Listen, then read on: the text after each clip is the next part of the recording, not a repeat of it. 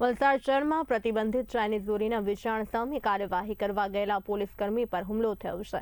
આ ઘટનાઓ મોગરાવાડી હનુમાન ફળિયા વિસ્તારમાં તારીખ 11 જાન્યુઆરીના રોજ રાત્રિના સમયે નાગેશ્વર મંદિર શારદા ધામ પાસે બની હતી। આ મામલે વલસાડ સિટી પોલીસ સ્ટેશનમાં તારીખ 12મી જાન્યુઆરીના રોજ ભારતીય ન્યાય સંહિતા 2023 અને જીપી એક્ટ હેઠળ ગુનો નોંધવામાં આવ્યો છે।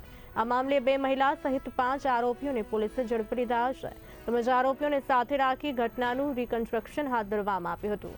વલસાડ સિટી પોલીસને બાતમી મળી હતી કે યશ દીપકભાઈ નિકમ ચાઇનીઝ દોરીનું વેચાણ કરી રહ્યું છે। તપાસ દરમિયાન યશના એક્ટિવા વાહનમાંથી ચાઇનીઝ દોરીની ફિરકીઓ મળી આવી હતી। પૂછપરછ ચાલી રહી હતી ત્યારે યશ નિકમના પરિવારજનો સહિત અન્ય લોકોએ ઉશ્કેરાઈને પોલીસકર્મી સહદેવસિંહ પર હુમલો કર્યો હતો, તેમજ જાનથી મારી નાખવાની ધમકી પણ આપી હતી।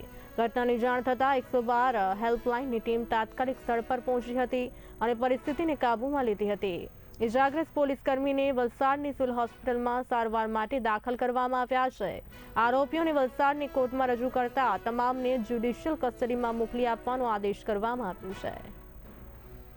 આવનાર ઉત્તરાયણના તહેવારને લઈને ચાઇનીઝ ટુક્કલ, ચાઇનીઝ માંજો અથવા અન્ય તીક્ષ્ણ દોરા જે વાપરવામાં આવે છે તેની પર હાલમાં ડ્રાઈવ ચાલી રહી છે અને તે દોરાનો ઉપયોગ ના કરે, દોરા વેચાય નહીં એ માટે હાલમાં વલસાડ શહેર અને અન્ય જગ્યાએ ચેકિંગ ચાલી રહ્યું છે।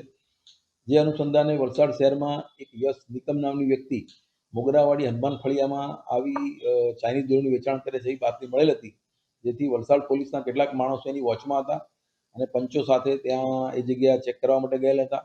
તે દરમિયાન આ યશ નિકમની પાસે ચાઇનીઝ દોરી હોવાનું માલુમ પડતા તેને ચેક કરવા જતા આ યશ નિકમની સાથે સંદીપ અને દીપક અને અન્ય 2 સ્ત્રીઓ એ ભેગા થઈને આ પોલીસ ઉપર હુમલો કરેલો અને પોલીસે એ દરમિયાન અન્ય પોલીસની મદદ માંગતા ફરીથી એની પર હુમલો કરવામાં આવેલો અને એ હુમલા દરમિયાન એના કપડાં પણ ફાડી નાખવામાં આવેલા અને અન્ય પોલીસ પહોંચી જતા પછી એને મારમાંથી બચાવવામાં આવેલો।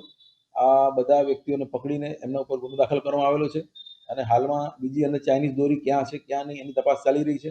આ તપાસ દરમિયાન આ દોરી ક્યાંથી લાવી એ પૂછતા આ યશ નિકમ નામનો વ્યક્તિ પોતે મહારાષ્ટ્રથી લાવેલો અને એનું વેચાણ કરતો હતો એવું